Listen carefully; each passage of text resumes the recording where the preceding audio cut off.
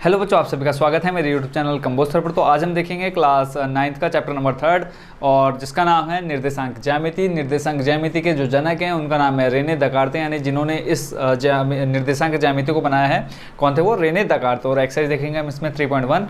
ठीक है, तो इसमें टोटल आपके 2 क्वेश्चन है, देखेंगे 1 बाय 1 इनका सॉल्यूशन। उससे पहले हम क्या समझ लेते हैं, निर्देशांक ज्यामिति का थोड़ा बेसिक समझ लेते हैं कि इसमें होता क्या है। इसमें देखेंगे आप तो टोटल 2 लाइनें होती हैं। ठीक है, एक आपकी क्षैतिज होती है और एक ऊर्ध्वाधर होती है। क्षैतिज आपकी कौन सी होती है? जो ये वाली लाइन यानी जो पड़ी हुई रेखा है उसको आप क्षैतिज बोलते हैं, और जो खड़ी हुई है वो आपकी होती है ऊर्ध्वाधर। अब इसमें आपके क्या होते हैं? 2 अक्ष होते हैं। ठीक है, एक होता है आपका एक्स अक्ष और दूसरा होता है वाई अक्ष। ठीक हो गया, एक होता है आपका एक्स अक्ष और दूसरा होता है आपका वाई अक्ष। अब इस अक्ष को आप देखो, यहाँ देखोगे तो ये जो आपकी पड़ी रेखा है इसको आप क्या बोलते हैं? भुज भी बोलेंगे, और आप इसको एक्स अक्ष भी बोल सकते हैं। कंप्लीट यानी ये वाली जो रेखा है इसको आप क्या बोलेंगे? एक्स अक्ष बोलेंगे। और जो ये आपको खड़ी हुई रेखा दिख रही है ये वाली वाई वाली, तो इसको आप वाई अक्ष या फिर कोटि बोल सकते हैं। अब इसमें क्या होता है? इसमें टोटल 4 चतुर्थांश होते हैं। कितने चतुर्थांश होते हैं? 4। तो ये पहला होता है, ये दूसरा, ये तीसरा और ये चौथा। ये मैंने ऑलरेडी वहाँ पे बना दिया ताकि आप लोगों को कन्फ्यूजन बिल्कुल ना रहे जब हम इसके क्वेश्चंस के सॉल्यूशन देखेंगे। तो टोटल 4 चतुर्थांश। अब इसमें देखो यहाँ पर जो बिल्कुल सेंटर में रहता है वो रहता है 0। ठीक है, इसको आप ओ भी बोल सकते हो, 0 भी बोल सकते हो। तो इसको हम बोलते हैं क्या? मूल बिंदु। यहाँ पे आप देखेंगे 0 पर क्या आ गया आपका? मूल बिंदु। मूल बिंदु यानी जहाँ से किसी भी चीज़ की क्या हो रही हो? स्टार्टिंग हो रही हो। अब जहाँ पर मूल बिंदु, अगर हम इधर जाएंगे एक्स अक्ष के इस साइड जाएंगे तो इधर आपको सारी कैसी संख्या देखने को मिलेंगी? प्लस की सारी संख्या मिलेंगी। अगर आप इधर जाएंगे तो सारी कैसी संख्या मिलेंगी? प्लस की संख्या मिलेंगी। जैसे आप यहाँ देखेंगे 1 2 3 4 5 अनंत तक चलते जाएगा कंप्लीट। ऐसे ही अगर आप इस एक्स अक्ष की दूसरी तरफ यानी जहाँ पर एक्स डैश है उधर को आप चलेंगे तो सारी संख्या आपको मिलेंगी माइनस की। इस साइड आप चलेंगे तो सारी संख्या आपको कैसी मिलेंगी? माइनस की। देखो -1 -2 -3, फिर इस तरह से डैश डैश कंप्लीट माइनस के अनंत तक चलते जाएंगे। फिर उसके बाद अगर हम चले वाई अक्ष की यानी इस वाली रेखा पर, वाई अक्ष यानी किस पर? कोटि की तरफ। तो कोटि पर जब आप ऊपर की तरफ जाते हैं, किस तरफ जाते हैं? ऊपर की तरफ जाते हैं। यहाँ आपको देखने को मिलेंगी सारी कैसी संख्याएं? प्लस की संख्या देखने को मिलेंगी। ऐसी अगर आप इसको उल्टी दिशा यानी इधर को जाएंगे तो आपको सारी संख्या कैसी मिलेंगी देखने को? माइनस की संख्या मिलेंगी। तो यहाँ पर देखो टोटल अभी मैंने आपको बताया कितने चतुर्थांश? 4 चतुर्थांश। और एक चीज़ हमेशा ध्यान रखना, सबसे पहले मान लो कोई आपको पॉइंट दे रखा है 3,4 दे रखा है, तो इसमें जो पहला बिंदु होगा वो होगा आपका x का, और जो दूसरा बिंदु होगा वो किसका होगा? y का होगा। एक बार फिर से रिपीट कर देते हैं। मान लो आपको कोई 2 बिंदु दे रखे हैं ब्रैकेट में इस तरह से, तो उसमें जो पहला मान दे रखा होगा वो होगा x अक्ष का, और जो दूसरा दे रखा होगा वो होगा y अक्ष का।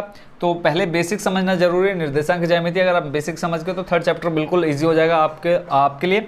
तो यहाँ देखो हमने बोले कितने चतुर्थांश? 4 चतुर्थांश। अब यहाँ पे किस चतुर्थांश में प्लस रहेगा, किस में माइनस रहेगा, वो भी आपको जरूर पता होना चाहिए।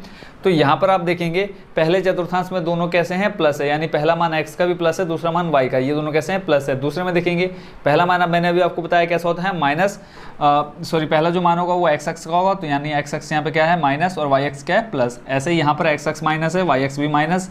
चौथे चतुर्थांश में आपको x अक्ष दिख रहा है प्लस का और y अक्ष दिख रहा है माइनस का। अब ये कैसे आता है? देखो अभी मैंने आपको बताया कि x वाली इस लाइन पर यानी अगर हम इधर को जाएंगे तो सारी संख्या कैसी मिलेंगी? प्लस की। तो मैंने पहले लिख लिया प्लस। फिर यहाँ देखेंगे अब ये वाला जो एरिया आपको दिख रहा है ये किस किस के बीच में दिख रहा है? x और y के बीच में दिख रहा है। तो यहाँ देखो x क्या है? प्लस है। इधर देखेंगे आप ये वाली जो लाइन है y वो भी क्या है? प्लस की है। इसलिए यहाँ पर दोनों कैसे हो गए? प्लस के हो गए। फिर आपका दूसरा चतुर्थांश यहाँ देखेंगे। अब आपको पता है पहला जो मान रहेगा वो किसका रहेगा? एक्स अक्ष का। तो अब यहाँ देखो अगर मैं इस वाले एरिया की बात करूँ यानी यहाँ से लेकर के यहाँ तक, तो आप बोलेंगे यहाँ पे देखो x माइनस है, y क्या है? प्लस है। तो यहाँ पे आ जाएगा x माइनस और y प्लस कंप्लीट। अब फिर अगर मैं यहाँ की बात करूँ, कोई बिंदु यहाँ दे रखा है तो यहाँ पे देखो x किसका है? माइनस। आपको पता है पहले मान किसका आएगा? x अक्ष का आता है, और दूसरा किसका आता है? y का। तो y देखो यहाँ पे क्या है? माइनस है, तो दोनों कैसे हो गए? माइनस। ऐसे चौथे चतुर्थांश में देखो x और y ये रहे, यानी टोटल ये आ जाएगा जहाँ पे आपको पॉइंट निकालने होंगे। तो यहाँ पे पहले हमने x का मान लिखना, तो x ये वाला देखो क्या है? प्लस है, और y क्या है? माइनस। ठीक है, तो ये हो गया आपके चतुर्थांश। इसको आपको याद कर लेना है। बाकी अगर आप समझ गए होंगे तो कोई प्रॉब्लम नहीं होगी आपको इसको याद करने में भी। तो तो ये थी थोड़ी बेसिक चीज़ें, बस एक बार और आप इनको देख लो अच्छे से, उसके बाद देखते हैं क्वेश्चन नंबर फर्स्ट का सॉल्यूशन।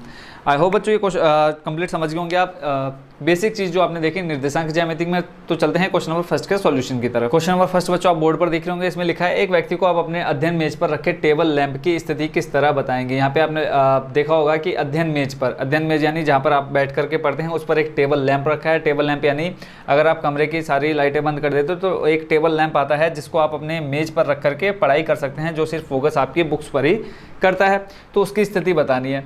अब सबसे पहले तो हमें ये पता होना चाहिए कि जो आपका टेबल है वो किस तरह का है। तो ये आप पर डिपेंड करता है कि आप टेबल कैसी भी ले सकते हैं। तो ले लेता हूँ मैं एक, क्या है, जो टेबल है इस आकार की, ये हमने सब मानना है क्योंकि क्वेश्चन में हमसे कुछ नहीं कहा है कि टेबल कैसी और कहाँ पर रखा हुआ है। तो टेबल मैंने बना ली ऐसी जिसका आधार क्या है, समतल है, यानी ये जो इसका बेस है जहाँ पर ये रखी हुई वो क्या है, एकदम बिल्कुल प्लेन है, समतल है। अब यहाँ पे कहीं पे भी आप अपनी टेबल लैंप को रख सकते हो जहाँ पर आपको ठीक लगे। कई लोग क्या रखते हैं, इस जगह रख देंगे, कई लोग इस जगह रख देते हैं, कई इस जगह पर, कहीं पे भी रख सकते हो, ये आप पर डिपेंड है। ठीक है, क्वेश्चन में ऐसा कुछ नहीं कहा है कि यानी आपने एक साइड पे लेनी है, कॉर्नर पे लेनी है। तो हम कहीं पर भी रख करके इसका सॉल्यूशन देखेंगे कैसे लिखना है। आई होप बच्चों ये समझ में आ गए होंगे कि आपने जो टेबल लैंप की स्थिति बतानी है वो कहाँ पर बतानी है। तो मानने के लिए हम इसमें हमने क्या करना है, मानना। तो मैंने मान लिया कि जो टेबल मेरा लैंप रखा हुआ वो इस जगह पर रखा हुआ है। किस पॉइंट पर, इस पॉइंट पर रखा है जहाँ पर आप लिखे होंगे लैंप दिख रहे। मैंने एल बना दिया, एल से आपका क्या हो जाएगा, लैंप हो जाएगा। तो ये वो पॉइंट हो गया जहाँ पर मेरा क्या रखा है, एक टेबल लैंप रखा हुआ है। अब मान लो ये एक चीज़ आपकी ये डिपेंड करती है कि आप किस दिशा में खड़े हुए हैं। अगर आप यहाँ पे खड़े हैं तो उसकी स्थिति चेंज हो जाएगी, अगर आप इस जगह पर खड़े हैं तो उसकी स्थिति क्या हो जाएगी, चेंज हो जाएगी। तो मान लो मैं इस जगह पर खड़ा हूँ, कहाँ पर, इस जगह पर खड़ा हूँ, और मुझे यहाँ से बतानी है स्थिति मुझे अपने टेबल लैंप की। तो मुझे अभी मैंने थोड़ी देर पहले आपको ये बताया था कि आपके पास टोटल 2 अक्ष होते हैं, एक्स अक्ष और वाई अक्ष। ठीक हो गया। तो अगर आप यहाँ पर खड़े तो आप यहाँ पर देखेंगे ये आपका कौन सी वाली लाइन बन रही है और ये कौन सी लाइन बन रही है। तो आप देखेंगे ऊपर की तरफ जा रही है, तो ऊपर की तरफ आपकी कौन सी लाइन बन रही है, वाई। तो इसका हमने नाम दे दीजिए वाई, और जो इधर को जा रही है उसको नाम दे दो क्या, एक्स अक्ष। ठीक हो गया। और ये आपका क्या हो गया, मूल बिंदु हो गया। अब यहाँ से आपने स्थिति बतानी किसकी, इस लैंप की। अब आप स्केल की सहायता से जब आप इसको कॉपी में करेंगे तो स्केल की सहायता से आप कुछ पैमाना मान लीजिएगा। क्या कर लेना, आपने पैमाना मान लेना है। मान लिया मैंने यहाँ पे 1 2 3, ये आपने स्केल की हेल्प से करना है, 4 5 कंप्लीट। ऐसे ही आप बना सकते हैं, जहाँ चाहें आप बना सकते हैं। बस आपने ये ध्यान देना है किस तरह से इसका सॉल्यूशन आपने लिखना है। 5 ले लिया और यहाँ पे ऊपर 6।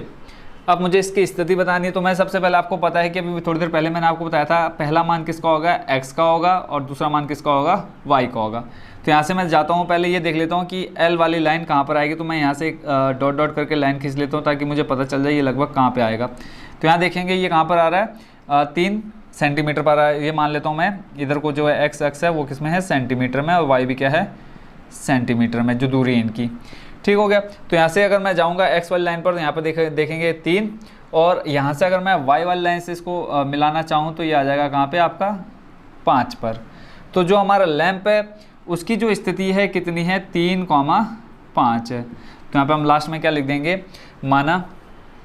एक चीज़ देखो, सबसे पहले आपको ये होना चाहिए कि आपको जो मैंने बेसिक बताया वो आपको समझ में आ जाना चाहिए। क्वेश्चन में आपसे कहा है कि एक आपके पास क्या है, टेबल है जिस पर आपने क्या रखा हुआ है, कहीं पर एक टेबल लैंप रखा हुआ है। उसकी स्थिति आपको अपने किसी दोस्त को बतानी है, किसी व्यक्ति को बतानी है। तो ये आप पर डिपेंड करता है, आप ये लैंप चाहे यहाँ पे रखें चाहे यहाँ पे रखें। मान लो आपने यहाँ पे रख दिया, कहाँ पे रखा है, यहाँ पे रखा, तो यहाँ पे देखेंगे 1 आ रहा है और इधर भी 1 आएगा, तो जो उसकी स्थिति हो जाएगी 1,1 हो जाएगी। तो मैंने यहाँ पर समझाने के लिए यहाँ पे ले लिया। अब मैंने क्या किया, अब आपको पता है इधर ऊपर जो होता है वो वाई एक्स की लाइन होती है, जो इस साइड होती है वो आपकी एक्स एक्स की लाइन होती है। तो हमने एक्स एक्स पर देख लिए, पॉइंट्स दे दिए हमने 1 2 3 4 5, ऐसे हमने ऊपर की तरफ दे दिए।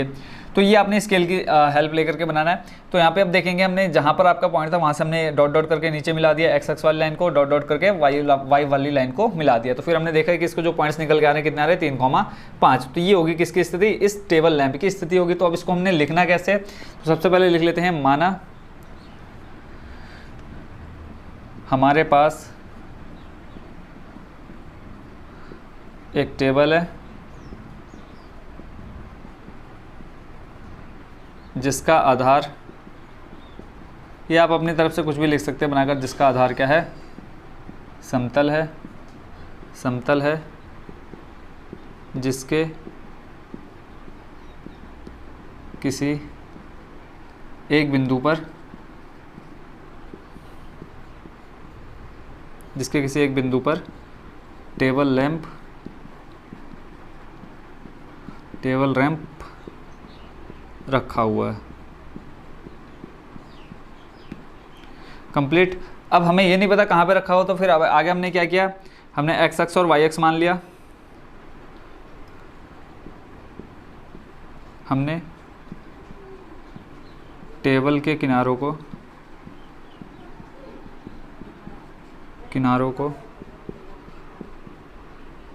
एक्स अक्ष व वाई अक्ष माना।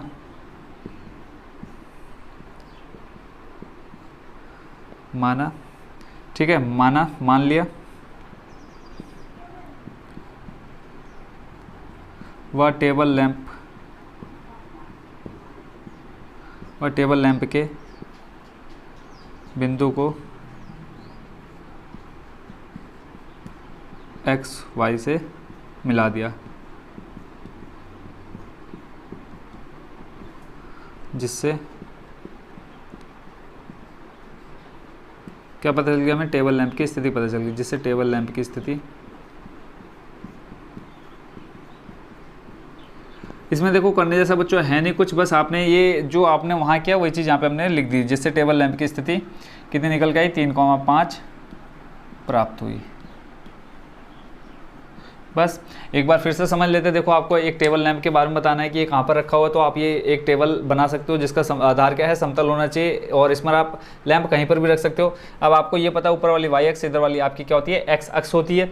अब आपने क्या कर दिया, इसको स्केल की सहायता लेकर के आपने क्या दे दिया, इसको पॉइंट दे दिए, और उसके बाद जो टेबल लैंप का पॉइंट है उसको आपने एक्स अक्ष और वाई अक्ष से मिला दिया, और जहाँ पे आपने मिलाया वो देख लो कि कहाँ पे ये एक दूसरे को क्रॉस कर रहे हैं। तो ये 3,5 पर पहले आपको पता है एक्स अक्ष का मान आएगा, जो दूसरा आएगा वो वाई अक्ष का मान आएगा। तो 3,5 पर आपकी क्या पता चल गई, जो लैंप है उसकी स्थिति पता चल गई। तो बस आपने क्या लिख दिया, 3,5 इसकी स्थिति है। तो इसके साथ आपका क्वेश्चन नंबर फर्स्ट हो चुका है कंप्लीट। अब देखते हैं बच्चों क्वेश्चन नंबर सेकंड का सॉल्यूशन। क्वेश्चन नंबर सेकंड बहुत लेंथी है, तो उसका लास्ट में जो आपसे पूछा वो मैंने यहाँ ऑलरेडी नोट कर दिया, और उससे पहले मैं आपको पूरा क्वेश्चन पढ़ के बता देता हूँ, और आप लोग भी यहाँ स्क्रीन पर देख रहे होंगे। तो इसमें कहा है सड़क योजना। एक नगर में 2 मुख्य सड़कें हैं जो नगर के केंद्र पर मिलती हैं। ये 2 सड़कें उत्तर दक्षिण की दिशा और पूर्व पश्चिम की दिशा में हैं।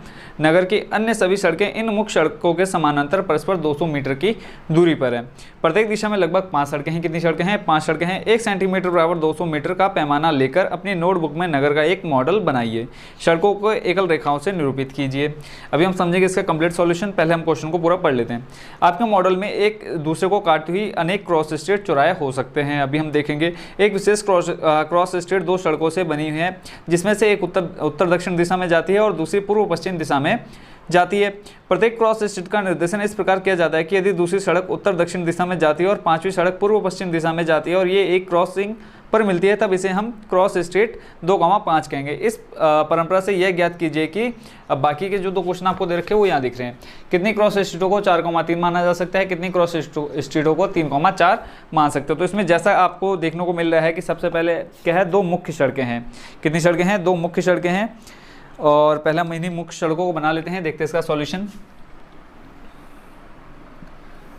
देखो यहाँ मैं ड्रॉ कर रहा हूँ तो लाइन थोड़ी बहुत इधर उधर हो सकती है, बट जब आप इसको पूरे अपनी नोटबुक में नोट करेंगे तो बिल्कुल एक्यूरेट बनेगी। 2 मुख्य सड़कें, इसको मान लेते हैं इसको हम वाई मान लेते हैं, इसको हम एक्स, ये हो जाएगा आपका एक्स डैश, ये हो जाएगा आपका वाई डैश।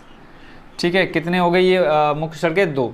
और ये जो आपका यहाँ पर है जिसको आप केंद्र बिंदु बोलते हैं या मूल बिंदु बोलते हैं, ठीक है, और ये आपका क्या है, चौराहा, जिसको आप चौराहा बोलते हैं। तो 2 मुख्य सड़कें बन चुकी है। फिर इसमें देखते हैं क्या कहा है, मुख्य सड़कों के बाद बोला है प्रत्येक दिशा में कितनी है, टोटल 5-5 सड़कें हैं प्रत्येक दिशा में। तो इसको हम यहाँ से एक काम करते हैं, इनको हटा देते हैं, इनको हम दिशाओं के नाम दे देते हैं, क्योंकि क्वेश्चन में हमसे एक्स वाई नहीं बोला, हमसे दिशाएं बोली है। तो ये हो गया आपका पूर्व, ठीक है, ये हो जाएगा आपका क्या, उत्तर, इसको हम लिख लेते हैं पश्चिम, और ये हो जाएगा आपका दक्षिण। ठीक है, पूर्व पश्चिम उत्तर दक्षिण। अब बोला है प्रत्येक दिशा में 5-5 सड़कें हैं। कितनी सड़कें हैं, 5-5 सड़कें हैं। तो पहले हम प्रत्येक दिशा में 5-5 सड़कें बना लेते हैं। पहले सबसे पहले हमने क्या बना लिया, 2 मुख्य सड़कें बना ली, जो कि देखो पूर्व पश्चिम उत्तर दक्षिण। कंप्लीट हो गया। अब प्रत्येक दिशा में 5 बनानी है, यानी एक, अब अगर उत्तर से बात करो तो उत्तर दिशा में कितनी सड़कें होनी चाहिए, देखो 1 2 3 4 5, तो 5 सड़कें बनाते हैं। देखो 1, फिर हो जाएगा आपका 2, फिर आपकी 3, फिर आपकी 4 और ये आपकी हो जाएगी 5। यानी अगर मैं बोलूँ उत्तर दक्षिण दिशा में, यहाँ से अगर मैं बोलूँ तो आप बोलोगे दक्षिण दिशा में 5 सड़कें हैं, और यहाँ से बोलो दक्षिण या उत्तर दिशा में कितनी है, तो 1 2 3 4 5, सॉरी 1 2 3 4 5। ये तो बीच वाली जो आपकी वो क्या है, मुख्य सड़क है। इसको मैं दूसरे मार्कर से इसको ड्रॉ कर देता हूँ ताकि हमें मुख्य सड़क अलग से दिखती रहे, नहीं तो फिर गड़बड़ हो जाएगी जैसे अभी होने वाली थी। ये हो गई आपकी क्या, मुख्य सड़क, ठीक हो गया। और इधर से आपकी ये आ जाएगी मुख्य सड़क। अब सड़क है, सड़क थोड़ी बहुत टेढ़ी मेढ़ी हो सकती है, कोई प्रॉब्लम नहीं। तो मुख्य सड़क आपको दिख रही होगी। अब उसके बाद प्रत्येक दिशा में कितनी सड़कें बना दी हमने, 5।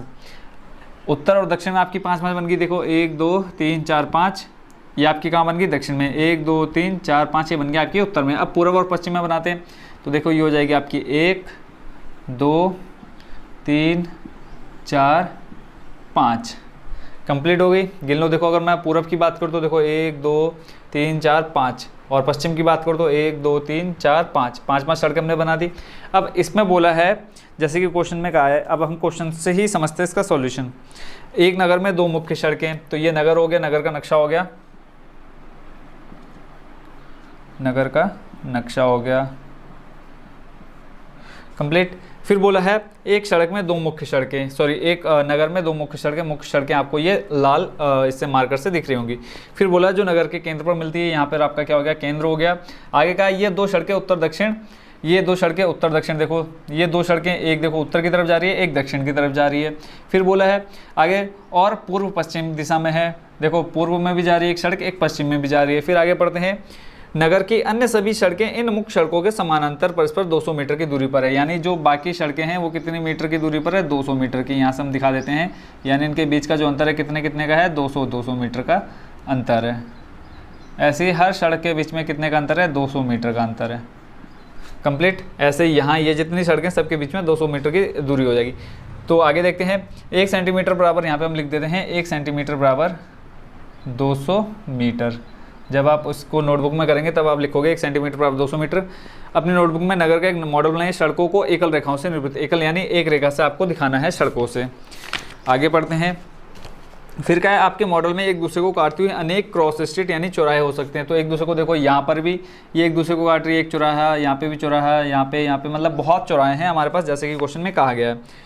एक विशेष क्रॉस स्ट्रीट 2 सड़कों से बनी हुई, कोई भी क्रॉस स्ट्रीट आप बोलते हैं चौराहे को। तो देखो 2 सड़कों से बनी है, एक इधर से जा रही है, एक इधर से जा रही है, तो 2 सड़कों से आपकी क्या बन रही है, क्रॉस स्ट्रीट बन रही है, जिनमें से एक उत्तर दक्षिण दिशा में जाती है। अगर मैं बोलूँ यहाँ क्रॉस स्ट्रीट चौराहा देखो, तो एक देखो कहाँ जा रही है, उत्तर में जा रही है, एक दक्षिण में जा रही है, एक पूर्व में जा रही है, एक पश्चिम में जा रही है, जैसा क्वेश्चन में कहा गया है। फिर आगे देखते हैं, प्रत्येक क्रॉस स्ट्रीट का निर्देशन इस प्रकार किया जाता है कि यदि दूसरी सड़क उत्तर दक्षिण में तो 5वीं सड़क पूर्व पश्चिम दिशा में जाती है और ये एक क्रॉसिंग पर मिलती है, तब हम इसे क्रॉस स्ट्रीट 2,5 कहेंगे। अब एक हम क्रॉस स्ट्रीट देखते हैं 2,5, तो देख ले, पहले इसका हम नाम दे देते हैं।